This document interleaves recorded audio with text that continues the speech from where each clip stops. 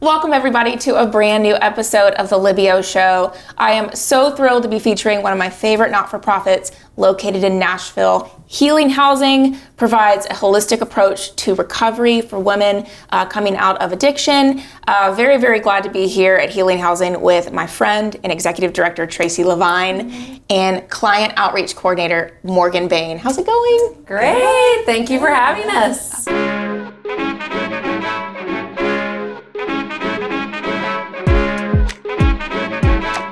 How did she do it? Do it. Libby. Libby. Libby. 3, 2, Libby. 1. It's the Libby O Show. So glad to be here. I took a little tour before we just got started, but what I love just so much about Healing Housing is it fills that void that, not a lot of people really talk about for specifically women, so that they can better their lives through career vocation and just being in a healthier place, obviously. So can you talk about the importance of this holistic approach and what it's been like running the show here? Absolutely. I think, as with so many nonprofits, when you start out, you learn as you go. We're 5 years old this year, and I really feel like our holistic approach really started with agreeing as a board of directors and a staff that at the center of every decision we make are the women, and we honor them in their recovery. And what we've done is really built a program based around what we've observed to be the needs, to give them the very best foot forward when they leave here. Mm-hmm. And for the women that we serve, they have no financial resources. Most of them are facing homelessness when they're coming out of 30-day treatment. And we provide that structured, loving, supportive care that they need. And many times for our women, it can be, they've had a lifetime of neglect. So we're really helping put the pieces back together to give them the very best approach or shot at the next step when they leave here. Yeah. And so you obviously have your slogan here, love lives here. Mm-hmm. So can you share more of the story behind that and why that's so important for them to see that or to know that every single time they walk through the door? Absolutely. When I was tasked and when I was hired as executive director, the board said to me, the thing that the board of directors said that we want you to never forget is that this has been created and with the intention and with the culture of love. So unlike a lot of treatment programs that are out there, or especially in the sober living world, there used to be this old mindset of really punitive language, kind of a kick-out mentality, and that's not at all what Healing Housing is. We recognize the nature of this disease. We recognize that trauma for the residents that we care for is really high for the women here, and so we are a trauma-informed culture that really assists women with a loving approach. And can you explain more of how these programs are helping those women align, not only with, obviously recovering, but what they're going to be pursuing afterwards, like their career or their interests, really lifting them up in that way? Yeah, so when women come to us, what's different from most sober livings is we say to them, we don't want you to work. If you feel like you need to work, you can work. When you first get here, but let us love you, let us help you, and let you focus on you and your recovery in the beginning. Yeah. They come into our IOP program, which is an intensive outpatient program. They start that as soon as they get here. It is specifically for women, and we look at different things like relationships, and not just romantic relationships, but family relationships, platonic relationships. We look at self and spirituality, and that can last anywhere from 6 to 8 weeks. And then after that, we support them in getting a job. We have different partnerships, and if they want to go outside those partnerships, they're welcome to. We encourage that. Mm-hmm. from when they get here, we're providing therapeutic services for them. So we are partnered with multiple therapists in the area. We kind of get a feel for what are you wanting to work on, what feels comfortable for you. And it's not always talk therapy. So we have some other holistic approaches, whether that's body work, energy work, that we have available to them. We are making sure that they are meeting with our psychiatric nurse practitioners so that their meds are stabilized, because mental health and substance use go hand in hand most of the time. And then after they've been here for a little bit, we have a partnership with Uprise, which is vocational training. So they are eligible to enroll in Uprise, and then they don't work while they're in that program. We help them with anything they might need. And the women have done great in that program. They've gotten some really great jobs coming out of that program that typically they wouldn't be able to get. So, a lot of our women have backgrounds that also kind of goes hand in hand with substance use. And through Uprise, they're kind of able to work around that. And then if they have other needs, we always tell them, like, all you have to do is ask us. And whether that's medical or dental, or they have stuff going on with their family, or they need therapeutic help for their children who are struggling in this transition time, we have all kinds of resources available to them. Do you kind of notice like this pattern with most of them, needing to learn how to ask for what they need? Is that, how is that helpful for them to learn that it's okay to lean on someone for help? Because, often I would guess that they wouldn't have had that opportunity before they came here.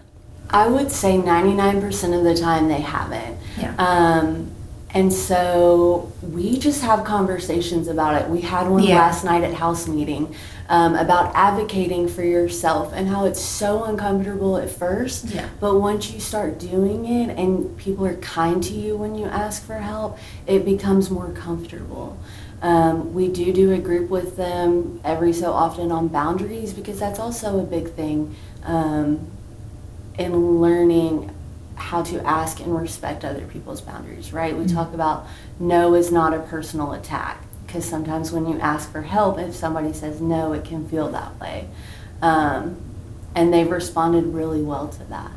And I would say too, when they ask for help, we recognize and point out to them, look at you asking for help, and how is this so different from what you've done in the past? And I'm so proud of you. So like reaffirming that, and then meeting them where they're at the same time.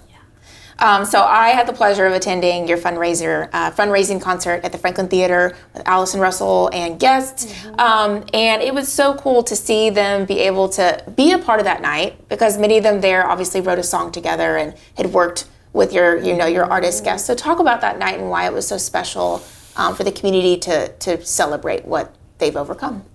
You plan these events and you think all these things through, and the logistics and how many people are going to be there and how many tickets you've sold.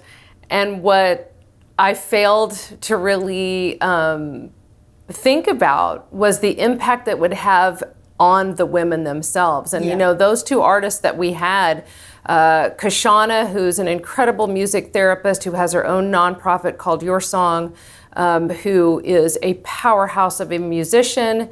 She had worked with the women the week prior to that concert, and they wrote a song in a music therapy group called Everything. And they, at the end of that night, and I was at that workshop, the women all said, will you perform this on stage?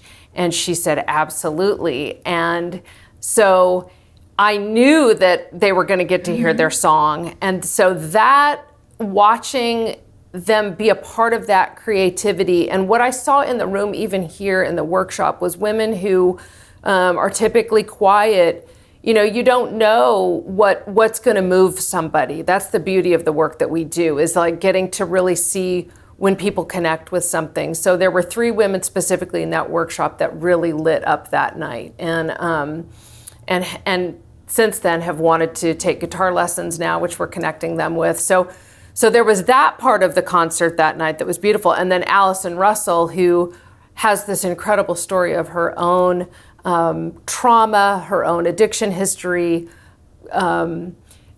Seeing them, and they were seated in the front of the theater next to the artists, and when they saw those artists sing and they were part of that and that they knew Kyshona, there was so much energy that was happening between the stage and those women. And what I really said to Allison was, I felt like their story was as hard as it has been and as challenging, and Morgan and I, we know a lot of trauma. We know their stories. We know what they've lived through and what they've survived, much like Allison Russell. And to see her put beauty to that story and to connect them, I think they were popping. And I know we had a couple of residents say that something shifted that night for them.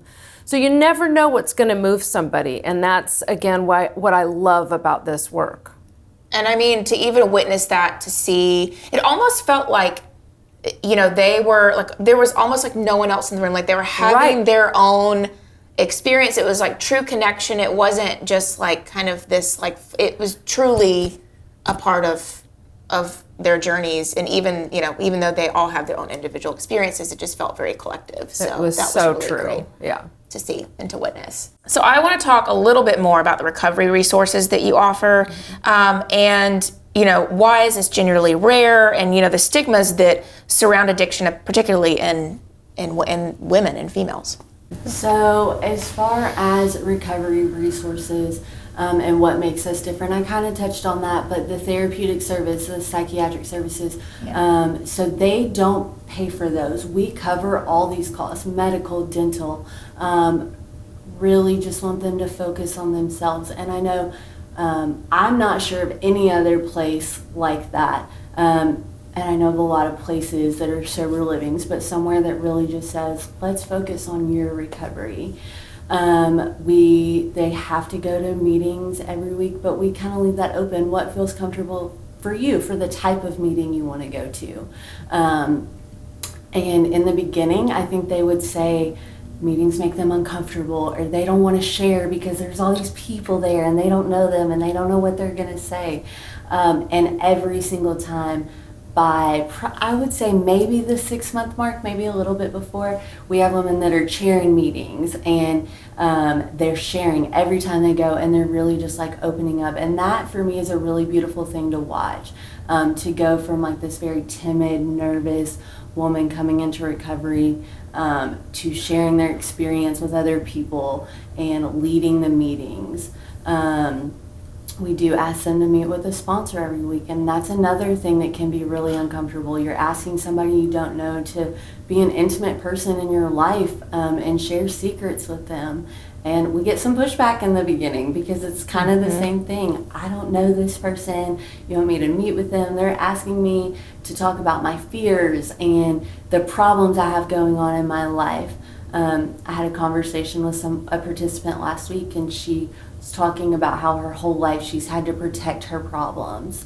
And now she's learning to share them with other people and allow them to help her, which is a really cool thing, again, to get to it. I don't think I've ever even heard it phrased like protecting your because I mean, we all essentially, I know I do that, like protecting from having to even be vulnerable in certain situations, or even like dismissing those things that are actually an issue and are maybe holding me back or that sort of thing. So that's interesting that she put it that way, for sure. The importance behind kind of giving them the opportunity to create their own community, especially after a year or two of COVID and being isolated. Like, how have you seen that end up being something beautiful for them to create their own community?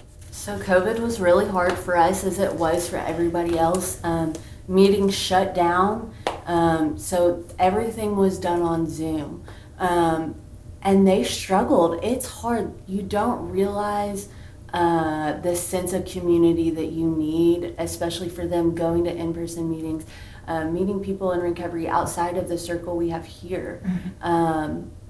And what I've seen in the importance of it since we've kind of come back from COVID is that the women are finding people to add to their circle outside of this community. So this is a safe place and this is the bubble, but what happens when you leave here? You need other people in your circle to help support you.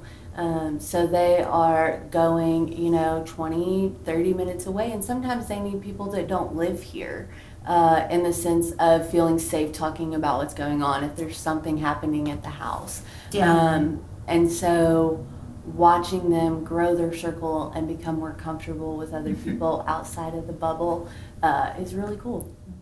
And so your role provides that outreach. And we were just talking a bit ago how you were both communicating with so those that have graduated and checking in, and just talk about how special that is and maybe how hard it is to, like, you see their faces every day and you get used to having them around. So kind of like maintaining obviously that relationship that's helpful for them. When we first started, it was, again, all hands on deck, and we were really learning as an organization how we were going to do things differently. And I really think that we as staff have really said, because most of our women have been in and out, they've been cycling through treatment for many, many times, 10, 13 times in and out of the system. And so our whole approach was, how can we do this differently? What can we try that hasn't been done before? And also, as a social model, really asking for their input in their healing journey. What do you feel were things that have been missed in the past? What do you think is something different? Be it a different modality of therapy that they want to try. So we've really, asked for them, for input from them. And I think what we really saw was that we were doing an incredible job, and we saw our retention rates soar. So it used to be a 6-month program, and then it became really the more norm was a year, where we're having women stay up to a year. And then it was like, we've done all this incredible work, and then they leave, and then there was just sort of this drop. And we were doing our best as a small staff to be in touch, checking in. But we really saw that going from a highly structured community and living, where you're getting up at a certain time, your day ends at a certain time, you have a work curfew, and then going to freedom was a big jump for people and a real trigger for relapse. So that's really, in 2022, we took a look at that, put Morgan in that role specifically to really help with that, so that we're not losing women in that next step. And I think it's beautiful, because I know it's beautiful. What we're saying is that our love and our care doesn't stop when you leave here. It continues. And how can we still be a part of your life in the best way that we can outside of these walls?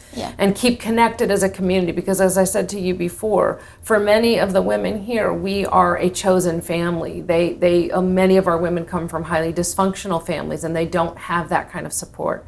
So we want to continue that. We don't want that to end. And we love them, and we care about them, and we want to continue to be a part of their lives and know what's going on with them.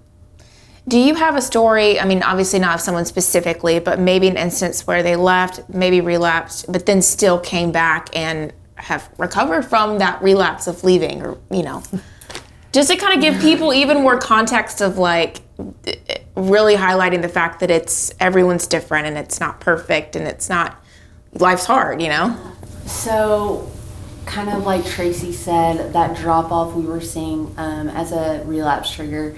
And I think along with that comes feeling like they had to leave and get their children back and have no support after they've been here. And so I can think of a couple instances, but one specific, she left, got her kids back, and she relapsed. And she continued to kind of stay in contact with us during her relapse. It was sporadic, but she would always get back to us.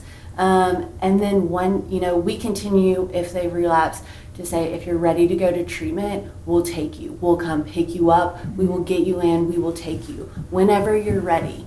And one day she was ready, and she went back to treatment. She actually came back here for a second time. So we don't say, oh, you've been here once and it didn't work, you can't come back. That doesn't really fall in with love for us. No. So, so she came back, she completed our program, went through Uprise, doing well throughout all of that, and has continued to stay in contact since leaving. See, that's like, I love that. allowing them to give themselves second chances, third chances, that accountability, that responsibility without the pressure. It's just this like, oh, there is opportunity for me if I let it actually. And what we recognize as an thing. organization, and we're really putting our best foot forward in the community to educate people that this is a disease that involves cycles of relapse. It's a chronic disease, and it's the elephant in the room. And if we're only going to measure as a community success by standards of abstinence, then we're missing the point here. And what we recognize a lot of times too, at least I feel, and you can speak to this, Morgan, but I feel like sometimes there's almost a test of, will you still love me? Will you still be there for me? And we will still be there for you. Just no matter what, we will always still be there. And our community needs to know that. We need to step forward with that and recognize that with this disease, this is the truth of it. And we have to continue to be there for people because we don't know what it is that's going to be the right thing they heard, the therapist that said something, the community that did something that happened in spiritual formation where something shifts. And I always say, we provide the fertilized soil for great things to happen, right? And we get to water that and keep that going each day and while they grow. Yeah. And it also gives each of them a very unique story from each other, so that when they go out in the world, they might find someone that identifies more with them than rather like your blanket statement as to why they, absolutely wanted to go into recovery. Something that you wish the general public knew about addiction recovery in general that would help them better understand why healing housing is so important. I think, there's a lot of stigma. And what we really try and instill in the women is you're not a bad person, and it's not them versus us. Addicts are good human beings, and they just need a second chance. And I really think with the resources that we offer them here, they get that. And sometimes it's a third or fourth or fifth or sixth chance. But they know that if they come in and they really work on themselves and they do what we ask of them and they take advantage of the resources, they're going to leave here and life is going to be good. Not always easy, but their life will be good, and they will have the tools they need to be stable and successful and all those things. Would you say like that's part of the encouragement that you would give someone if they walk through the door right now? I think the greatest thing that we provide to is hope. Hope for a different way, hope for people who feel that the odds are stacked against them. One of the greatest messages that we give, and sometimes we do it with clenched teeth, but no matter what they bring to us, we say, we'll figure it out. Like, we'll figure it out. And people need to hear that, especially if you are in debt, if you have children that are in DCS and some are here and some are there, and you feel shame and you feel awful about yourself each day. And if you feel like your dental needs are such that you're never going to get fixed and you're never going to have a job that's anything that has to do with the public because you can't smile or you don't feel good day after day.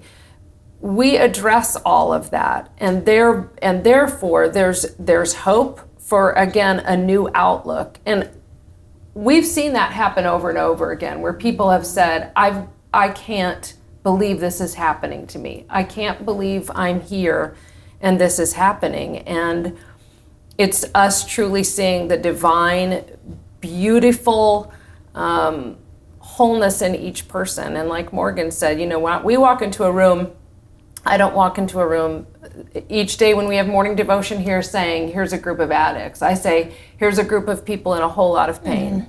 And how can we as a community help walk through that pain? What about in terms of, obviously like the holidays are here coming up, like talk about that a little bit and how it's different for everybody. Maybe something that they've gone through, traumatic, or it's just a hard financial time or whatever that may be. How do you walk them through those seasons, being able to celebrate when they can or when they want to. So the holidays are really hard.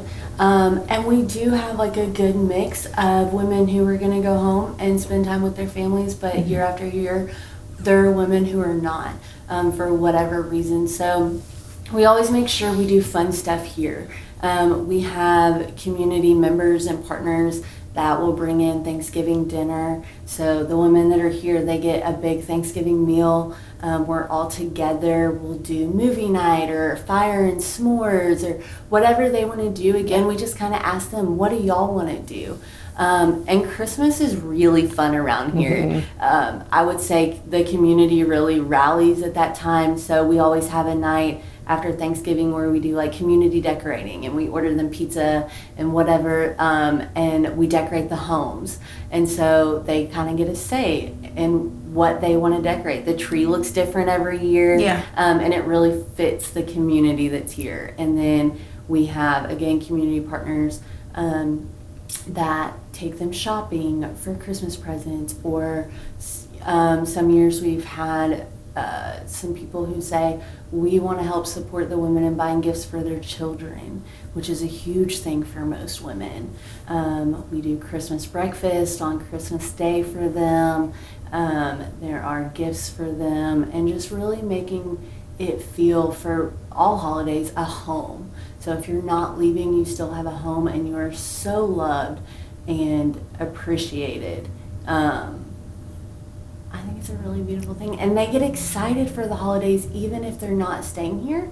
We'll hear like, oh, it makes me sad that I'm not going home this year. But at the same time, I'm really excited for what we're doing in this home. Because, when I walked in, I was like, oh, this doesn't feel like an office house. Which you said a lot of people say it feels like an actual home, which I think is like really important. So how can people give? Besides financial, how can they give their time? Well, I encourage everybody to go to our website and sign up to receive our newsletter, because on our newsletter we're always posting, and when you go on the website, there's a volunteer link.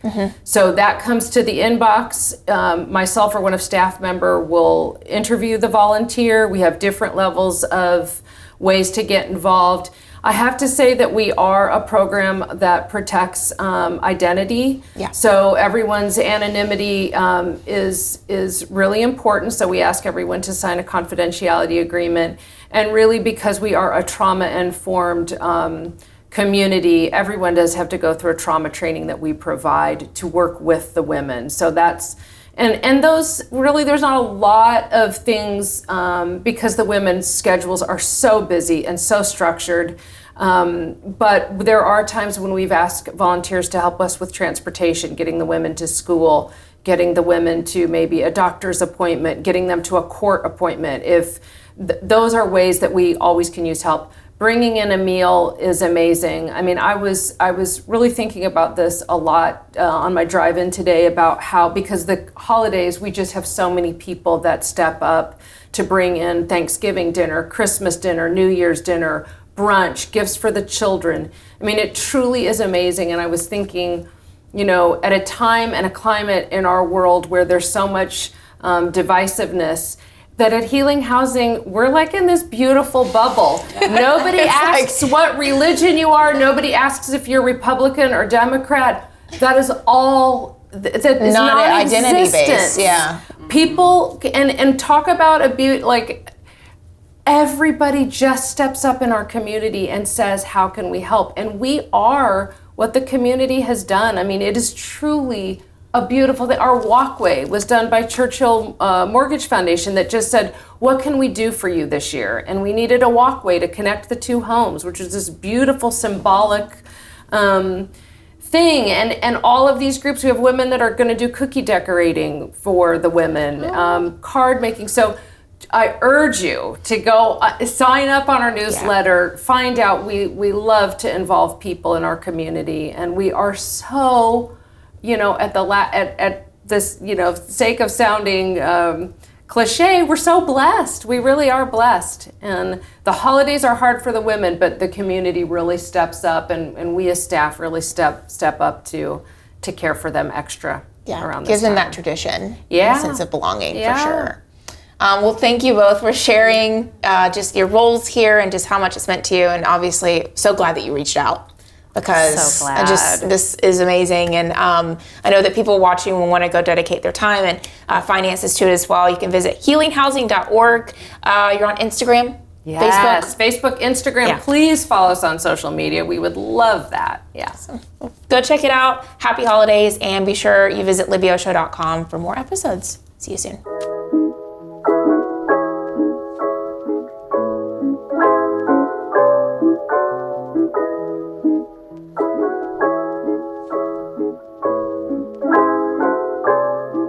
It's the Libby O Show. The Libby O Show.